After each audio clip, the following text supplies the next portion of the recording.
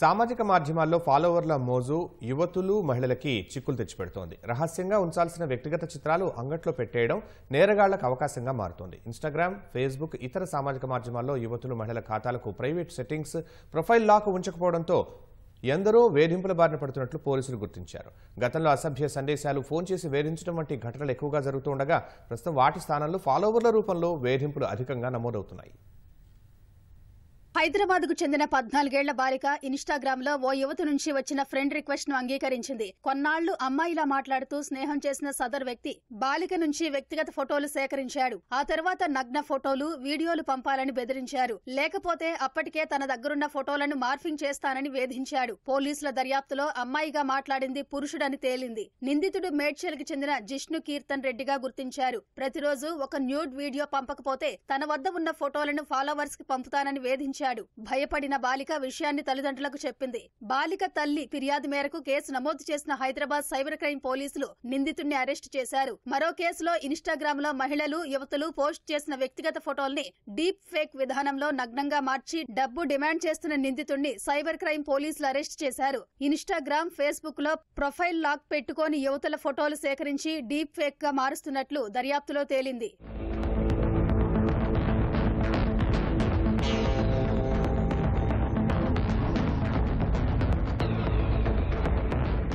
అపరిచిత వ్యక్తులు పరిచయం లేకపోయినా తోటి అమ్మాయిలనే ఉద్దేశంతో సామాజిక మాధ్యమాల్లో స్నేహితులుగా చేర్చుకోవడం సమస్యగా మారుతుందని పోలీసులు చెబుతున్నారు. యువతీ యువకులు సామాజిక మాధ్యమాల్లో ఎక్కువ మంది ఫాలోవర్లు ఉండాలని ఆశిస్తారు. అందుకు ఏమాత్రం పరిచయం లేకున్నా తెలిసిన వారి పరిచయస్తులైనా సరే స్నేహితులుగా చేర్చుకుంటారు. అలాంటి వారిలో ఎక్కువ మంది స్నేహంగా నటించి ఆ తర్వాత వేధింపులకు దిగుతుంటారు. తొలుత అమ్మాయిల్లా నటించి వ్యక్తిగత ఫోటోలు సేకరించాక అసలు రూపం బయట పెడుతుంటారు. ఇలాంటి నేరాల్లో కొన్నిసార్లు యువతల పాత్ర ఉండటం కలవరం పెడుతోంది.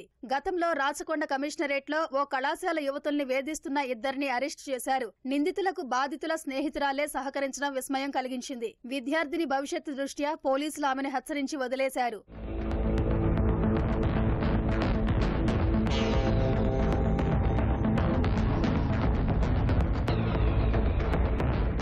సైబర్ క్రైమ్ పోలీసుల అధ్యయనం ప్రకారం సామాజిక మాధ్యమాల్లో ప్రొఫైల్ లాక్ లేకపోవడంతో పాటు ఫాలోవర్ల కోసం అపరిచితుల్ని స్నేహితులుగా చేసుకుంటున్న వారే నేరగాళ్ల చేతిలో లైంగిక వేధింపుల బాధితులుగా మారుతున్నట్టు గుర్తించారు. వారిలో మైనర్ బాలికలు, యువతులు ఎక్కువగా ఉంటున్నట్లు గుర్తించారు. పోస్టు చేసిన ఫోటోలు, వీడియోలు డౌన్లోడ్ చేసుకునే అవకాశం పెద్ద సమస్యకు దారితీస్తోంది. ఆ విషయాన్ని ఆసరాగా చేసుకుని నేరగాళ్లు మహిళలు, యువతులపై వికృత చేష్టలకు దిగుతున్నారు. ఫోటోలు సేకరించి నగ్నంగా మార్ఫింగ్ చేయడం, ఇంకొందరు కృత్రిమ మేధ సాయంతో డీప్ ఫేక్ గా మార్చి అశ్లీల వెబ్సైట్లలో అప్లోడ్ చేస్తామని బెదిరింపులకు దిగుతున్నారు. ఇంకొందరు లైంగికంగా వేధిస్తూ నరకం చూపిస్తున్నారని గుర్తించారు. హైదరాబాద్ కమిషనరేట్ పరిధిలో గతేడాది మహిళలపై 982 నేరాలు నమోదు కాగా అందులో 51 కేసులు సామాజిక మాధ్యమాల్లో వేధింపులకు సంబంధించినవే. ఆ కేసుల్లో నిందితులు ఎక్కువ మంది అపరిచిత వ్యక్తులే ఉన్నారు.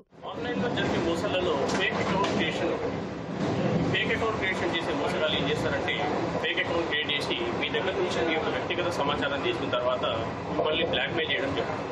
మీ యొక్క సోషల్ మీడియాలో మీ యొక్క ప్రైవసీ సెట్టింగ్స్ని ఆన్ చేసుకొని అదొక పని చేస్తుంది. ఎవరన్నా తెలియని వ్యక్తి మీకు ఎటువంటి ఇన్ఫర్మేషన్ కూడా ఆన్లైన్ అవుతుంది వాటిని లేకపోతే ఏది జరిగినా వెంటనే cybercrime.gov.in లాగిన్ చేసి ఈ ఇన్సిడెంట్ని రిపోర్ట్ చేయాలి. తల్లిదండ్రులు సైతం తమ పిల్లలు ఏం చేస్తున్నారు, సామాజిక మాధ్యమాల్లో ఎవరితో చాట్ చేస్తున్నారు, అపరిచిత వ్యక్తులు ఉన్నారా అనే అంశాలపై దృష్టి సారించాలని పోలీసులు చెబుతున్నారు. ఏదైనా సమస్య ఉంటే వెంటనే ఫిర్యాదు చేయాలని సూచిస్తున్నారు.